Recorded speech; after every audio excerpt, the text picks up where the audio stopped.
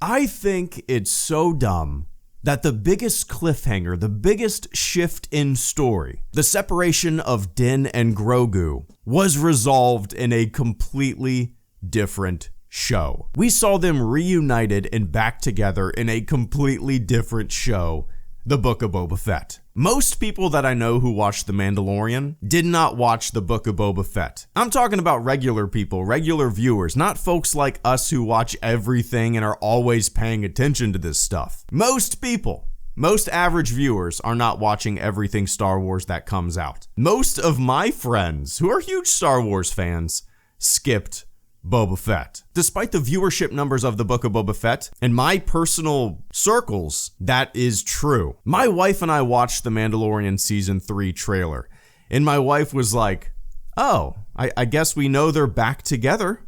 And it dawned on me, oh yeah, she didn't watch The Book of Boba Fett. She didn't care about it. I didn't really care about it either. And I said, yeah, they got back together in a different show. And she said, oh, that's dumb.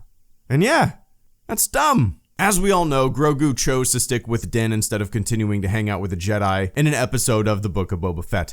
The Book of Boba Fett has been described by everyone under the sun as The Mandalorian 2.5, and that's a good way to put it. A lot of The Book of Boba Fett didn't even focus on Boba Fett. It focused on other details that we had previously seen in Season 1 and Season 2 of The Mandalorian. Now look, obviously we haven't seen Season 3 yet, so we don't fully know how things will pan out. But as of right now, with the information that we have, it's my opinion that their reunion was too rushed. I wanted that separation. I wanted time to pass between Grogu and Din. I wanted that emptiness. I wanted that feeling of a missing connection to weigh heavy, for a little bit, at least. Focus a little on the sorrow. Focus on missing your kid after he or she has gone away to a permanent summer camp with wizards, magic, and glowing swords. But no.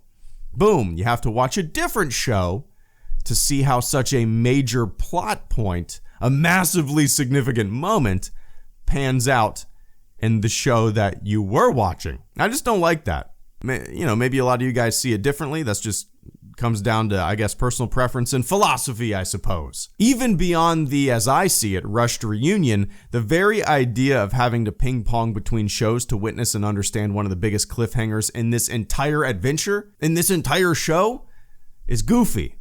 A viewer should be able to watch a show and see beat by beat what happens in that show without having to rely on supplemental material. Supplemental material is fine and dandy, but it shouldn't be where the biggest information in the main story is discovered. I don't know. I'm just not a big fan of how all of this interconnectedness is playing out. It's kind of making me less and less excited for The Mandalorian, to tell you the truth. It's hard for me to explain why. Like, I loved the first season of The Mandalorian. It was new and fresh, great new characters, fun adventures.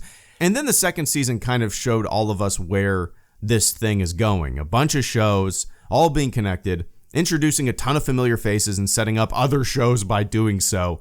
I really miss how unique and relatively small the first season of The Mandalorian felt. The second season kind of left me behind a little bit. I had fun with it. It was great, but it kind of left me behind. Ahsoka, Boba Fett, Bo-Katan, a bunch of Mando lore that we're pretty much already familiar with.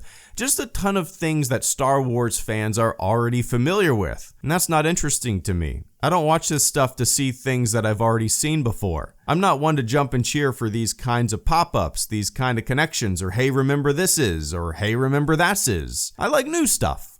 I like new characters. And when a show or story begins to rely and lean on what we've already seen, it starts to lose me a little bit.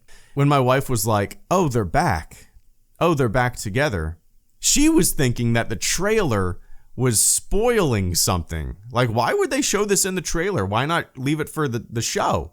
She thought the trailer was spoiling that they would be back together. Why do that, right? But no, it wasn't spoiled in the trailer. That reveal was actually tossed into a completely different show. And if you didn't watch that show, it's your fault! People don't watch all of this stuff. All right?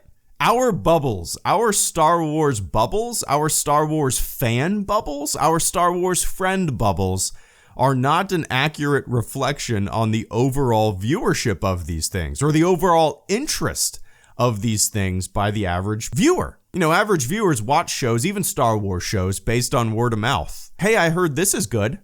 One of my good friends at the fire station has never seen a Star Wars movie. He's close to 40 years old and he's never seen a Star Wars movie. He was like the perfect age growing up for it. I don't know why. I don't understand it. But he watched The Mandalorian because he heard it was good. Maybe I'm just getting old and I'm not used to all of this marvelization. I mean, that could be it. I'm sure a lot of the younger viewers don't even blink an eye. This is kind of how a lot of things are going, right? So, anyway, I'm not a fan of it. All right, I'm done talking about it. Have a good day, everyone. Be safe out there. HelloGreedo. Out.